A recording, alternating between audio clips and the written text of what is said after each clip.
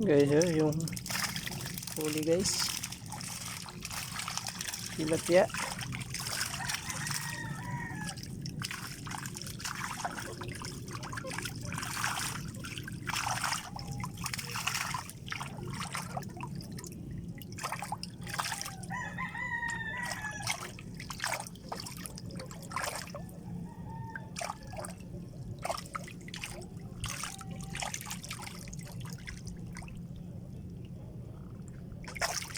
Yung lalaki kaya. Okay.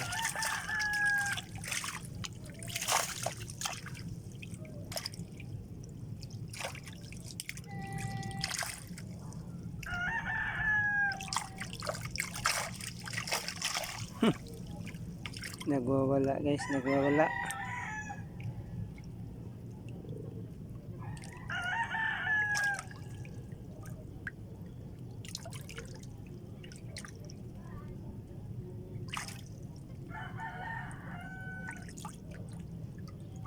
Ito yung tinatawag guys na tilapia na ibang variety guys.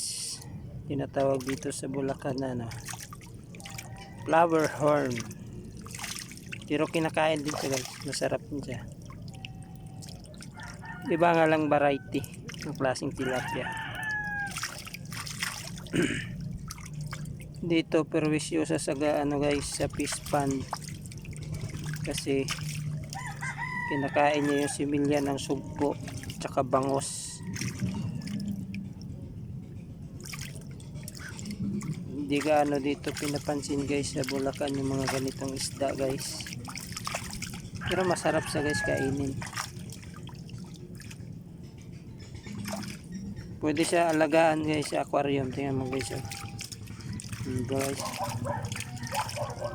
Kaso fighting fish siya guys. Hindi siya pwede samahan ng ibang isda. Gawa ng kakainin lang nila yung kailangan magkapuri sila ng kung ilagay sa aquarium. Kailangan ni parehas flower horn. Pero pag ibang klaseng isda guys, kakainin lang niya. Malakas mga ito guys, matakaw. Guys nagwawala guys.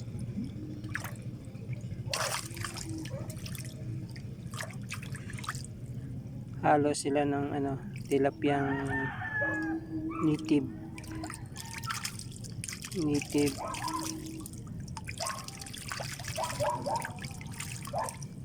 saka arroyo.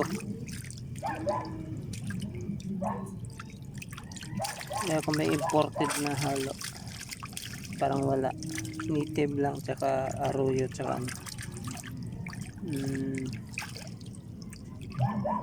flower horn. Flower horn ang tawag yan guys sa isda niya. Flower horn.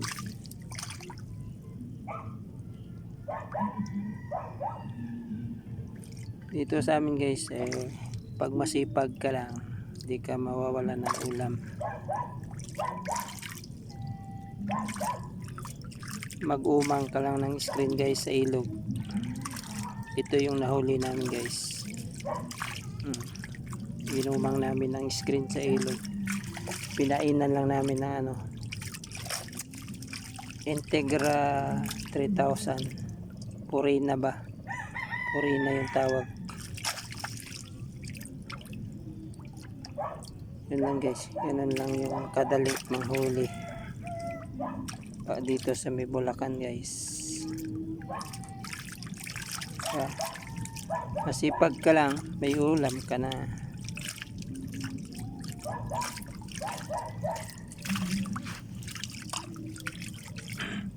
Guys, saglit lang yan, 2 kilo guys.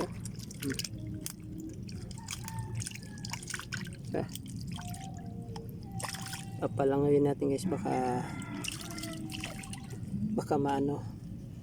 mamatay.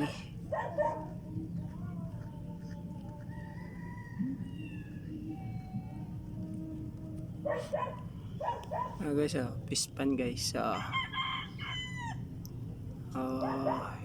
yung ano namin dito guys, view namin guys.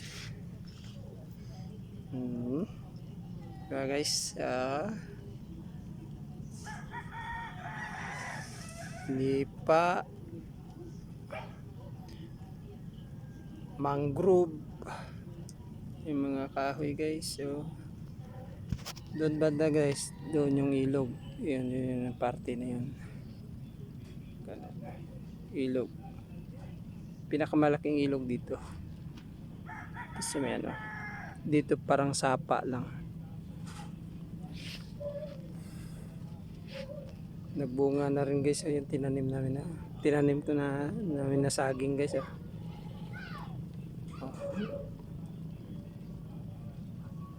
Wala pa atang isang taon pa lang ata to na tinanim. Ayan, sa wakas nagkaroon ng bunga tsaka puso ng saging. Yan guys, yan yung mga ibon guys. Dahil nyo guys, yan guys, tapit natin yun. Guys, yan yung mga ibon dito guys, marami.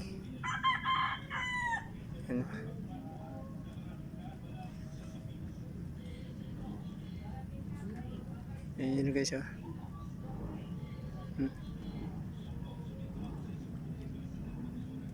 ayun naman yung naglilipat guys. Ayan, yun.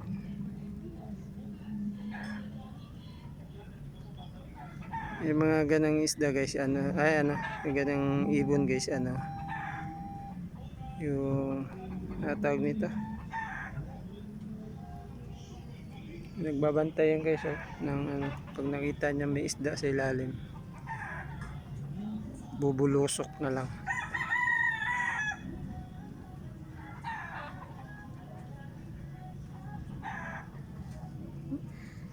Kaya guys, pag isip mo ng umaga, ganyan na makikita mong makikita mong kapaligiran.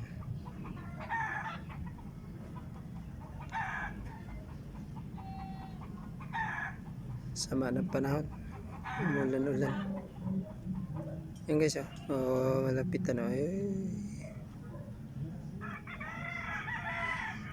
meron pa yan dito guys.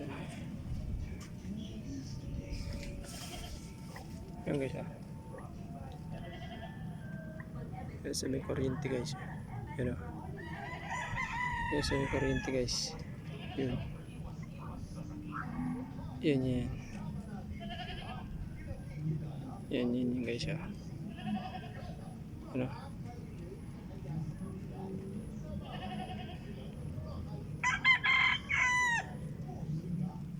Guys,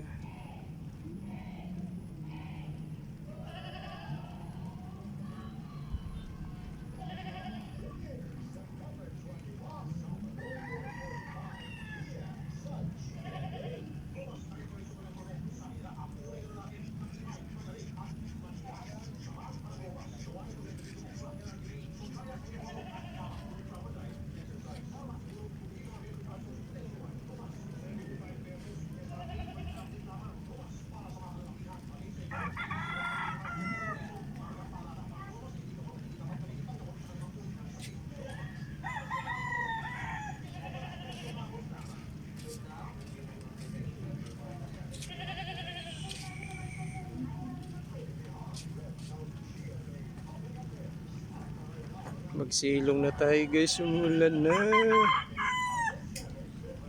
Ay, umulan na guys, lumalakas na yung ulan.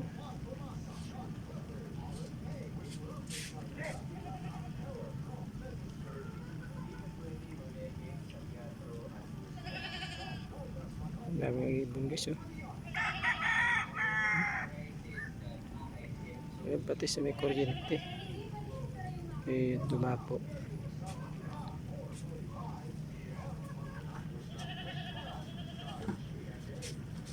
Thank you for watching guys. Thank you for watching.